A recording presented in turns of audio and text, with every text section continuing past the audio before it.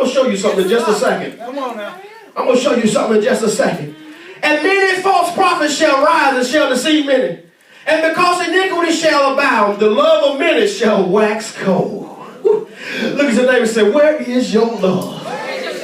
Come on, where is your love? Where is your love? Come on, where is your love? Oh my God, this is good to me. Here we are, we're walking around here in places in our life. We're walking around here in places in our life, and we walk around here because we see, we see this candle. It smells good. It smells good. It's lit up. Somebody shout, it's lit up. But this is what happened to many of the people of God today, is that their wax, their wax has turned cold. See, they don't got caught up in when they were in the fire. They were caught up while there was a light going on. God Almighty knows. They were caught up when they had a relationship with God, and they knew that when they prophesied, it came to pass. They know you were there, but I want you to understand something. Look at your neighbor and say, do you understand? It does not mean nothing because you had a little wax on you, but your wax don't got cold. God Almighty knows. You love God. Here we are walking around in places, and our love has waxed cold. Our love has turned cold. We got love, but it's cold love. We got love, but the love is cold. Come on now. The Bible says that the love of men shall wax cold. It shall turn to cold wax. What does it mean? It does not do anything. All it does is get hard. And many of us got hard love. And what God said is, he said, there's no need for you to love me. Come on. Yes. If you're not going to be in love with me. And there's no need for you. Anybody ever told you, baby, I love you? He said, and they said to you, they don't do no good for you to love me because I'm not in love with you. Yes, I had a hard beat. Yeah. So, now, man, I don't need us having love for one another if we ain't going to get in it together. Come on now. Pastor Michael, what is love? God is love. God is God. You don't want to understand what I'm saying. 1 John 4:8 says that God is love. 1 John 4:8 says that God is love. And many of us are walking around here in love, but ain't no God in it. Ain't got no God in that love. Yes. Oh my God. We walking around here saying that I love you. But ain't no God in it. Come on now. All right. God said, I want you to be in it with me. Yes. Come on, I don't want you to just be coming to church and you ain't into me. Yes. Come on, I want you to get inside of what's burning. I want you to get inside of those aromas. I want you to get inside of what's smelling good. Come on, you see the fire, but I want you to feel the aroma, and I don't want you to turn cold. Some of us have gotten caught up in places where we smell good, we flicker. We've got there places in our life where we're flickering. But I want you to understand, if you jump up outside of this candle, what's been burning, you're going to turn cold. If you come outside of what God is bringing you into, you're going to turn cold. So here we are. So the love of many shall wax cold. But he that shall endure unto the end, the same shall be saved. The same shall be saved.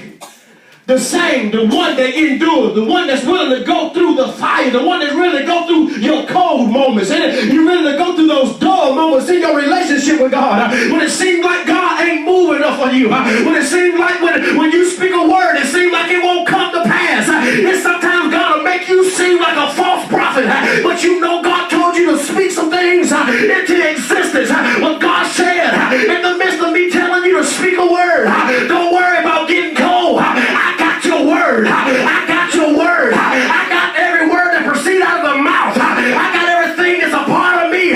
So don't you get caught up in your cold moments. Yes. sometimes God will tell you to speak a word, and it don't seem like He in it. He'll tell you to speak a word sometimes to make you look like a false prophet. But just stay in it long enough. Somebody shout, I gotta stay in it long enough. Somebody shout, I gotta stay in it long enough. So here we are. Let's go to verse 23. Then if any man shall say unto you, Lo, here is Christ, or there, believe it not. For there shall arise false Christs and false prophets, and shall show great signs and wonders, insomuch that, if it were possible, they shall deceive the very elect. Shall deceive the very elect. Mm-hmm. Somebody shout, what is elect? What is elect? The chosen ones. Yeah. You walking around here, there's going to be people, there's going to be things on this earth that's going to be claiming Christ and going to deceive the chosen ones. Anybody ever gone through some things? Anybody ever gone through some experience in your life where somebody has tried to come up against your man of God? Somebody has tried to come up against your church. Somebody has tried to come up against one of the sisters, and you almost believe them. Come on, you almost got with them. Come on, it's going to deceive the very elect. Anybody ever been on the edge wondering if this is true or if it's not true? If it's real or if it's not real?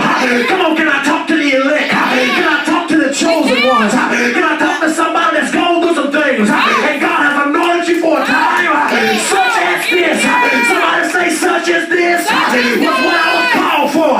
But sometimes I want you to realize you can't be deceived. Don't let your anointing fool you. Don't let it fool. Come on now.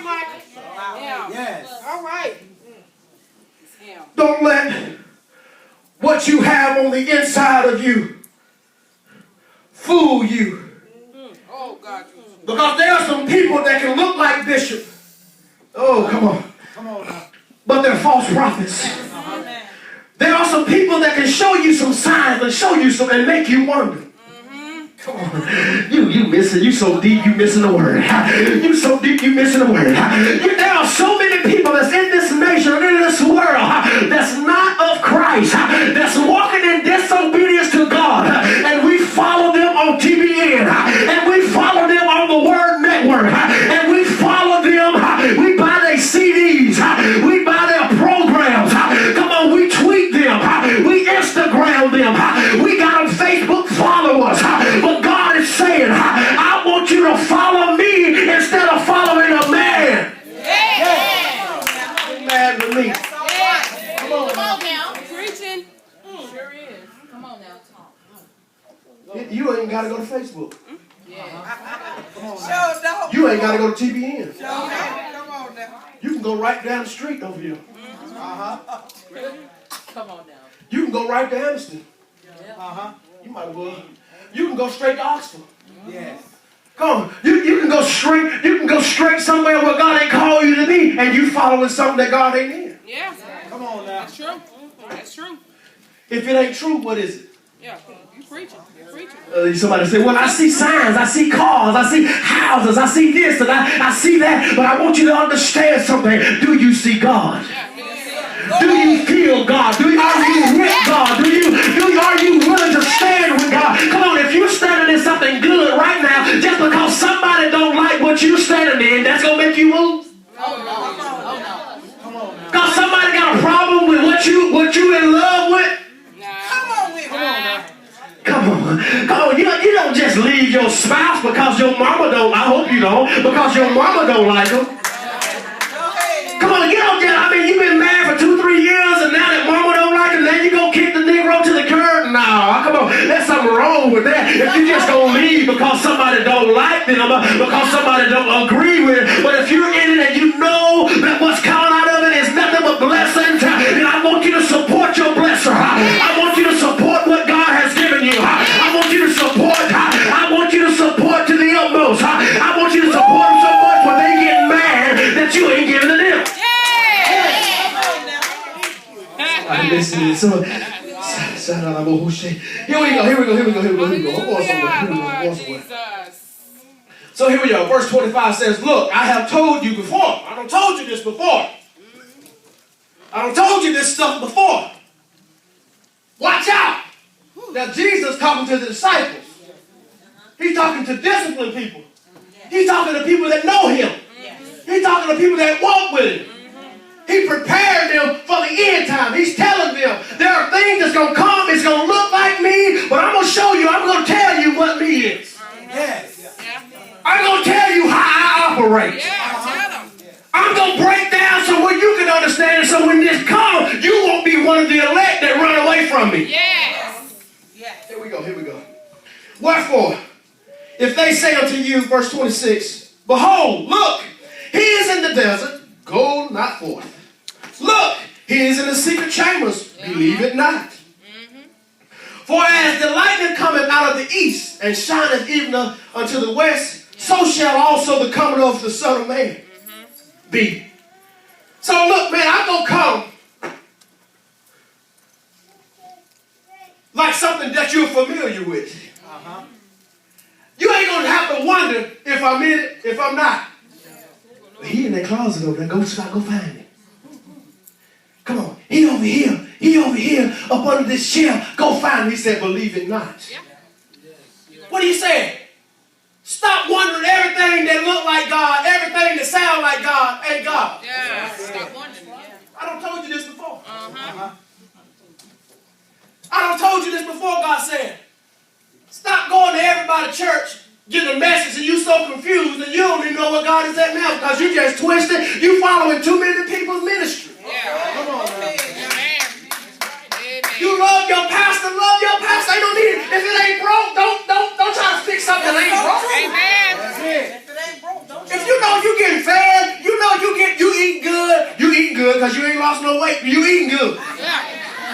Every time I hear you, I hear a good prayer. Every time I see you, there's a good worship. Every time I see you speaking in tongues, and I see things moving for you. Every time I come around you, you just got a raise. Every time I come around you, you just get a new house or a new car, or God just fixed your marriage, or God just fixed your situation. He